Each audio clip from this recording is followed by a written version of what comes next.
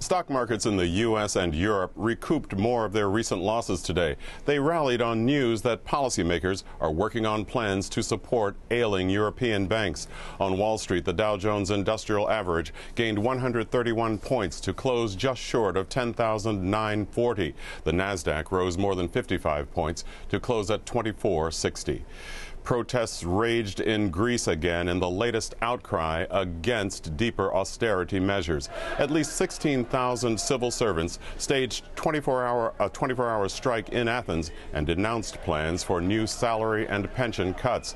The rally was largely peaceful, but a few dozen youths threw stones at riot police, who fired back with tear gas. In the presidential campaign, Texas Governor Rick Perry reported raising $17 million since he joined the Republican field 7 weeks ago. Perry was the front runner for a time, but dropped back in more recent polls. Another Republican candidate, Texas Congressman Ron Paul, announced he raised $8 million in the year's third quarter. U.S. Defense Secretary Leon Panetta warned today that America no longer can provide the lion's share of military might for NATO in places like Afghanistan and Libya. He told alliance ministers in Brussels that looming defense cuts will limit what U.S. forces can do. He said that means other NATO nations must invest more in their own military capabilities. I am convinced that we do not have to choose between fiscal security and national security.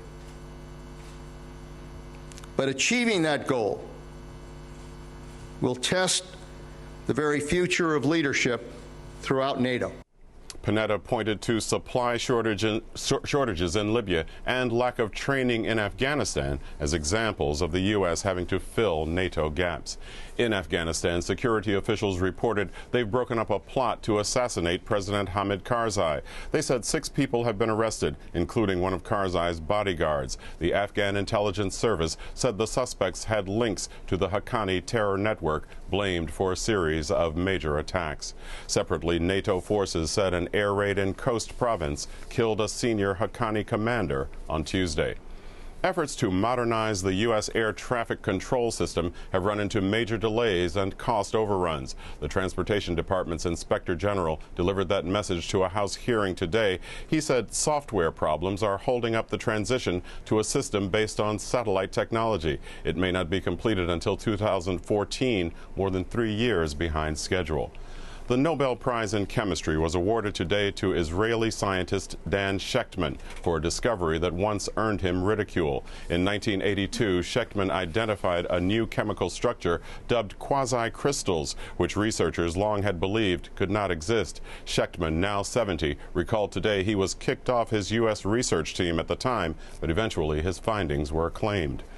The main lesson that I have learned over time is that a good scientist is a humble and listening scientist, and not one that is sure 100% in what he read in the textbooks.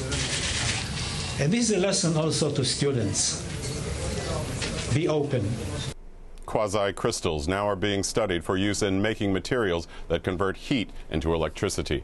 An original leader of the civil rights movement, Reverend Fred Shuttlesworth, died today at a hospital in Birmingham, Alabama. The Baptist minister led the struggle against segregation in Birmingham in the 1950s and early 60s. He worked closely with Dr. Martin Luther King, survived bombings and beatings, and endured repeated arrests.